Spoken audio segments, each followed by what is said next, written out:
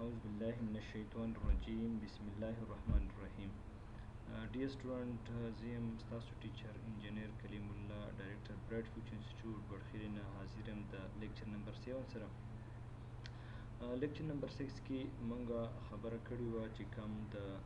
ILO کوم convention دی کوم recommendation دی په هغه باندې تفصیلی خبره اتره مونږ کړې و او په هغه کې مونږ ویلو چې کوم conventions کوم recommendation به مونږ یوز کوو چې د هغې په تر باندې به زمونږ ارګنایزیشن چې دی هغه سټینډرډ ارګنایزیشن ګرځېدی شي. که تاسو ته یاد شي نو مونږ بیا د هغې اگزامپلز ویلو چې C155 او بیا R164 دا و بیا مونږ په هغې کې د article 16 of C155 دا ویلو چې د امپلایرز کم ریسپانسیبلیټیز دي نو هغه مونږ ډېر زیات په تفصیل سره ویلو په هغې باندې خبره کړې وه. بیا د article د R164 article 10 په هغې کې نور هم مزید وضاحت شوی چې د امپلایرز چې کوم ارګنایزیشن دی کوم فرم دی کوم انډسټري ته د هغې به څه ریسپانسیبلیټي په هغې باندې هم موږ ته مختلف خبرې کړې وې. بیا ریګولیټري فریم ورکس د هغې نور څه سټینډرډز دي لکه د ریډیشن پروټیکشن دپاره په 1960 کې C115 دا یو سټینډرډ رول راغلی و. بیا په 1986 کې اسبیسټاس دپاره 162 C162 بل آرټیکل راغلی و او بیا په 1988 کې د هیلث اینډ سیفټي په کنسټرکشن سایډ کې C167 د هغې لپاره بیا ځان له دا آرټیکل راغلی و. دا مختلف کنونشنز دي دا هم موږ په تفصیل سره ویلي. بیا په نیکسټ سلاید کې موږ خبره کړې وه چې وټ امپلایر مسټ پرووایډ چې کوم کمپنی دا فرم دی انډسټري دا هغه به څه پرووایډ کوي نو د هغې کې دا 3 پوینټس چې کوم دا ډېر زیات اهم دا بار راځي. سیف پلیس آف ورک دی، سیف پلانټ اینډ اکوپمنټ دی، سیف سیسټم آف ورک دی. په دې یو باندې موږ په تفصیل باندې خبره اتره کړې وه. بیا موږ خبره کړې وه چې وټ از کمپیټنس مونږ یو امپلای اخلو د هغې کې به کم کمپیټنسي چې هغه نالج وي د سیفټي حوالې سره په هغې کې د ورک کولو ایبیلیټي د هغه سره پراپر ټرینینګ وي د هغه سره ایکسپیرینس وي دا به کمپیټنټ پرسن وي. ګروپ ایکسرسایز کې مونږ دا ویلو چې یو امپلایر چې دی یو کمپني یو انډسټري یو کنسټرکشن فرم هغه به د امپلایز نه هټ کر نور چاته به پروټیکشن ورکوي نو هغه کې هم موږ په تفصیل باندې خبره اتره کړې وه. بیا په سلاید نمبر 36 کې موږ هغه ویلو چې هغه ویزټرز دي، کانټریکټرز دي، ممبر آف د پبلکس دي، دا ټول دا داسې دي چې دې ته به د امپلایر دې ته پروټیکشن ورکوي دې ته به سیفټي ورکوي. نننی لیکچر چې کوم دی هغه زموږ دغه دی ورکر ریسپانسیبلیټیز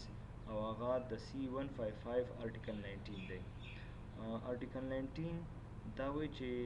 کم اوبلیګیشن ریسپانسیبلیټیز په ورکرز باندې دي. دا خو اوسه پورې موږ د امپلایرز خبره کوله چې کوم امپلایرز دی کوم کمپني ده کوم فرم دی د هغوی ریسپانسیبلیټي موږ خبره کړې وه.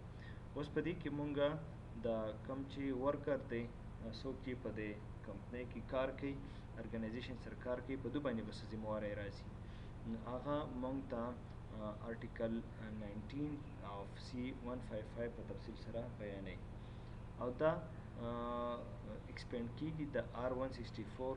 او هغې کې اولنی ریسپانسیبلیټي د ورکر دا ده ټیک ریزنیبل کیر آف دیئر اون سیفټي اینډ دیٹ آف ادر پیپل. د خپل ځان هم خیال ساتل او د نور خلکو د سیفټي هم خیال ساتل.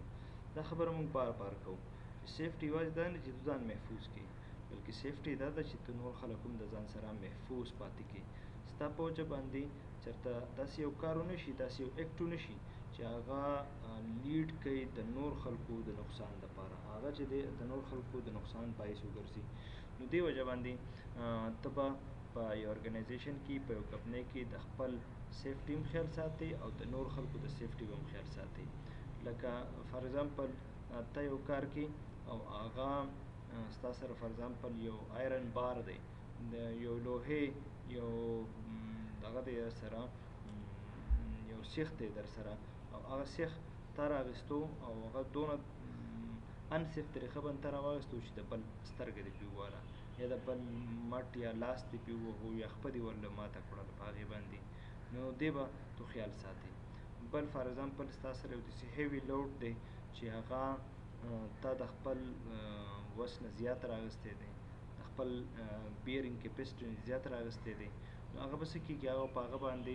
کېدای شي په بل چا باندې هغه راوغورځېږي، د هغې په وجه باندې هغه ته څه اکسیډنټ یا انسیډنټ واقع شي. نو ته به په ارګنایزیشن کې د خپل سیفټي هم خیال ساتي او د نور خلکو د هیلث او د سیفټي هم خیال ساتي.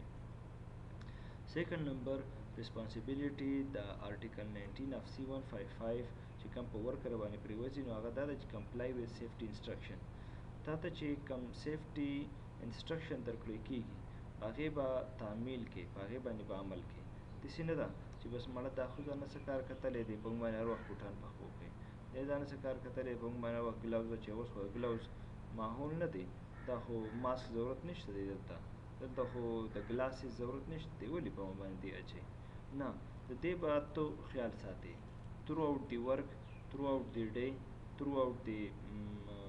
تا چې کوم کار ایگزیکیوټ کړي د هغې کې به پوره د دې خیال ساتي چې کوم انسټرکشن تا درکړی کېږي هغې باندې پوره عمل کول دا د ورکر ریسپانسیبیلیټي ده چې دا به دوی ته کوم انسټرکشن میلاویږي نو په هغې باندې به ټیک ټاک کار کوي. دریم نمبر یوز آل سیفټي اکوپمنټ پراپرلی. چې کوم اکوپمنټ دوی ته پرووایډ شوي دي پی پی ایز پرسنل پروټیکټیو اکوپمنټس، نو هغه هم دی ویر کوي، دی اغوندي، دی یوز کوي. داسې نه ده چې دوی ته شوز ورکړی شوي دي او بس دوی ځان سره په خپل دیره کې یا په خپل ځای کې ایښودی دي، په خپل روم کې ایښودی دي چې بس مړ په چپلو کې به کار کومه که نه څه ضرورت شو، دا خو اوس پنځم چت ته او لسم چت ته خو زه نه خیجم، په ګراوند باندې کار کوم، بس ټیک ده، زما ضرورت نشته دی، زه دغه نه اچوم، شوز نه اچوم، بوټ نه اچوم، بس ټیک ده، زه په چپلو کې کار کوم، ګلاوز ضرورت نشته دی. نو میبي چې اوس فار ایگزامپل تو په الکتریسټي کې کار کوي او هلته سډنلی تا ته څه شاک میلاو شي، هلته چېرته داسې بیر تار پروت و، خالي تار پروت و چې د هغې په وجه باندې ته هغه ونیولې او تا ته شاک میلاو شو، نو دې وجه باندې سیفټي به تھرو آؤٹ چې کوم پی پی ایز دي پرسنل پروټیکټیو اکوپمنټس دي نو هغه به تھرو آؤٹ دی ورک چې دی هغه مینټین ساتي. څلورم نمبر report any situation which they believe could be a hazard and which they cannot themselves correct. دی به بل کار دا کوي چې یو کار دی نشي ټیک کولی یا کوم داسې خطره لاحق شوله نو د هغې به مخکې دی ریپورټ ورکوي. داسې نه ده چې بس په هغې باندې بس ځان غلی کړه، کېدای شي ته پرې ځان غلی کړي هغه د بل چا ته اکسیډنټ یا د انسیډنټ ذریعه وګرځي. یو کار تا داسې وکړله چې تا په هغې باندې خاموشي اختیار کړله او ته چې بس به مړه اوبه دي فار ایگزامپل بهیږي یا یو مشین دی د هغې نه آیل بهیږي، بس به بهیږي به ما ته څه نقصان دی؟ نه، دا ستا ذمه داري ده. د آرټیکل 19 اف C155 مطابق دا د هر یو ورکر ریسپانسیبیلیټي ده چې کوم ځای کې دی خطره بیا محسوس کړي، خطره مونی چې دی د هغې مخکې ریپورټ ورکړي چې هغه ان ټایم چې دی هغه خطره هغه مینیمایز کېدی شي، هغه ختمېدی شي. ځکه چې ریسک اسسمنټ مونږ وایو چې ته به اول هیزرډس معلومې، په ریسک اسسمنټ کې دا خبره یاد ساتئ چې ریسک مونږ اسس کوو، هغه معلومو، د هغې جانچ پړتال کوو، نو هغه به اول هغه هیزرډ مونږ معلومو، بیا به د هغه هیزرډ مینیمایز کېدو کوشش کوو، بیا په هغې باندې ایکټ کوو او هغه چې کله ایکټ شي چې یاره مونږ د خطره کمه کړله بیا به چیک کوو چې پراپر یې چیک کوو چې یاره بیا دا خطره خو بار بیا نه راځي یا د کم شیز چې مونږ ریموو کړو اوس خو خطره دې سره ختمه شوله که ختمه نه شوله، نو چې د دې خبرو مونږ خیال ساتو چې کوم ځای کې خطر راځي چې هغه مونږ مخکې ریپورټ کوو. او لاست نمبر پوینټ دا وایي ریپورټ اني ورک ریلیټډ اکسیډنټ ال هیلث. کوم ځای کې چې داسې اکسیډنټ راغی نو پکار دی چې تو خپل چې کوم ستا سینیر مینیجرز دي، ستا چې کوم فورمین دی، سوپروایزر دی، هغه خلک تو خبر کړي چې یار داسې دا واقعه راغله چې هغه بیا ستا چې کوم بل کوریلیټیو ملګری دی چې هغه داسې زیاته انجري په هغه باندې را نه شي او هغه د دغې نه د دغې نور نقصان نه دی بچي. نو دا د سی آرټیکل 19 او د C155 د هغې مطابق ورکر چې کوم ریسپانسیبیلیټیز دي دا چې کوم اوبلیګیشن جوړیږي نو هغه موږ په تفصیل سره په دې سلایډ نمبر 37 کې ووایو. بیا په سلایډ نمبر 38 کې ورکر رایټس، د دو رایټس څه دي؟ اوس خو دا C155 د هغې ارټیکل 19 کې موږ د هغه ریسپانسیبلیټیز وایي، خو د دوی رایټس څه دي، حقوق یې څه دي. په کار ده چې هر یو ورکر د خپل رایټس وپېژني، ځکه چې کله تا خپل رایټ نه یې پېژندلی نو تو د خپل ځان ډیفینس نشي کولی. څونه پورې تا ته خپل رایټس نه معلوم نو تو ځایي خبره تو څه شي غوښتی نه شي، تو په هغې په رڼا کې بیا مخکې خبره نشي کولی. نو دا هم ډېر زیات اهم سلایډ دی، سلایډ نمبر 38 چې په کوم کې ورکر ته د هغه رایټس ښیي چې دو کم حقوق دي په کمپنۍ باندې، هغه کم حقوق د کمپنۍ نه هغه دی اخیستی شي. په هغې کې اولنۍ خبره کوي given adequate information on action the employer has taken to ensure safety and health. دا امپلایر چې دی نو دی به خپل امپلای له خپل ورکر له ښه صحیح انفارمیشن ورکوي چې کوم هیلث اینډ سیفټي دپاره دو کوم اقدامات کړي دي کمپنۍ، نو د هغې متعلق به د خپل ورکر د خپل امپلای خبرئ. او دا پکار ده چې مونږه فار ایگزامپل بینګ ا ورکر بینګ ا امپلای اف ان ارګنایزیشن مونږ په دې باندې خبر یو چې دا کمپنی چې ده نو دو د سیفټي حوالې سره کم کار کړی دي، دو سیفټي لپاره څونه خلک اخیستی دي، د سیفټي لپاره کم میجرمنټس کړي دي، چې دا امپلای دا ورکر د دې نه خبري چې یار د کمپنی د هیلث او سیفټي د رولز ریګولیشن خیال ساتلی دی که نه دی ساتلی، نو چې په هغې باندې دی خبرې نه دی او پرې مخکې خبرې وکړي. سیکنډ نمبر پوینټ دا دی given the right to the necessary training and safety and health. بل چې کوم امپلایز دي په ارګنایزیشن کې چې کوم خلک کار کوي کوم ورکرز دي هغوی ته چې کوم دې سره متعلق دغه انفارمیشن دي او نیسیسري ټریننګز دي هغه به ورکوي، هغه پرې پوهه کوي. لکه هر سهار به چې کوم سیفټي سپروایزر دی سیفټي مینیجر دی د هغه لاندې چې کوم کسان کار کوي نو هغوی له باقاعده ټریننګ ورکوي چې یار دا کار به موږ په دې طریقه کوو، داسې به ځان خیال ساتو، دا دې ځای ته کوزیږو دا پرسنل پروټیکټیو اکوپمنټس به اچوو، دې ځای ته خیجو نو دا پرسنل پروټیکټیو اکوپمنټس به اچوو، په ټولو خبرو باندې دا پوهیږي. دریم نمبر consulted by the employer on all matters of safety and health related to their work. بل د امپلایر کار دا هم دی چې هغه به د سیفټي او د هیلث حوالې سره د خپل ورکر سره مشوره کوي چې یاره دا مونږ دا پی پی ایز راوړي دي دا د دې ځای لپاره استعمالیږي، د دې مقصد دا دی تاسو په دې ځای کې دا اچوئ، په دې باندې به د هغوی سره کنسلټیشن کوي. څلورم given the right to leave a workplace which has a reason to think presents an imminent and serious danger to his life or health and not be compelled to return until it is safe. دا ډېر زیات امپورټنټ دی چې امپلای یو ځای کې هغه انسیف ځان محسوسوي، هغه ته خطره محسوسیږي. فار ایگزامپل هغه وایي چې دا زه یو ځای کې کار کوم او دلته دا تارونه چې دي دا لغړ دي او زه په دې ځای کې کار نشم کولی چې زه ماشین اپریټ کوم، میبي چې د ماشین سره دا لغړ تارونه ولګي او زه ماته شاک راکړي، هغه ته دا خطره ده، د دې نه یره ده ورته. نو ته به یو دغه یو امپلای د هغې پورې نه کمپیل کړي چې څونه پورې هغه ځان سیف محسوس کړی نه، د هغه وخته پورې به دی لرې پاتې کېدی شي، دی چې کوم دی د هغې نه د دو رایټ دی چې تو هغه ته سیف انوایرمنټ ورکړي. په پریویس سلایډس کې موږ دا خبره کړې وه. نو ایمیننټ ویلې کېږي نیر ټو هیپن چې یاره یو خطره هغه لاحق کېدی شي، هغه ته د یو شیز نه خطره لاحق کېدی شي او هغه داسې خطرې چې د هغه لایف ته او د هغه هیلث ته د هغې نه ډینجر وي، سیریس ډینجر وي ورته. نو په هغه وخته پورې به دی نه واپس کېږي څونه پورې تو ځان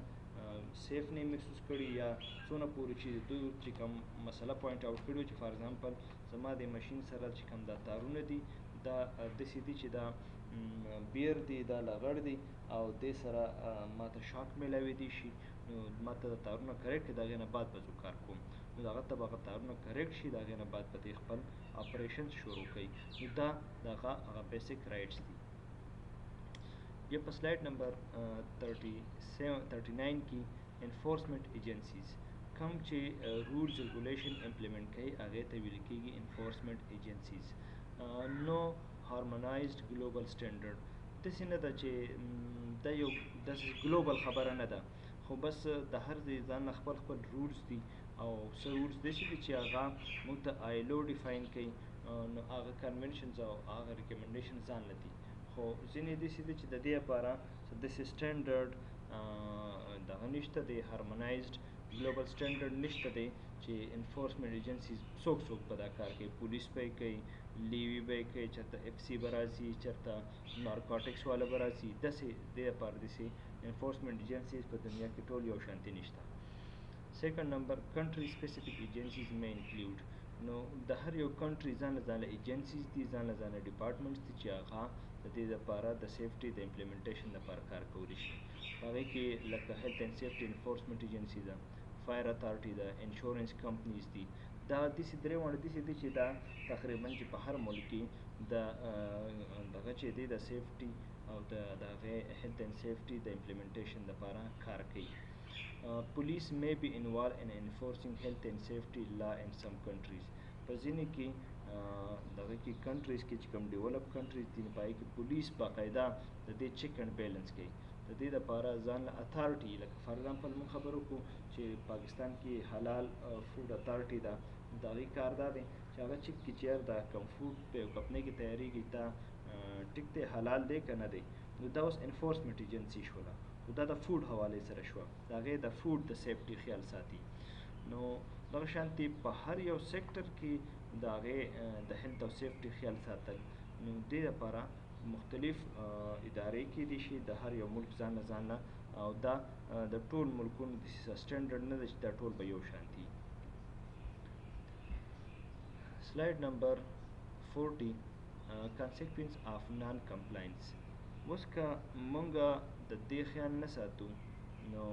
چې د هیلث او سیفټي خیال نه ساتلی کېږي نو چې کله د هیلث او سیفټي د هغې کمپلاینس نه کېږي د هغې نتایج به څه وي د هغې به څه ریزلټس او څه نقصانات به میلاویږي بریچ ویلې کېږي خلاف ورزۍ ته breach of health and safety legislation is usually a criminal offense leading to دا یو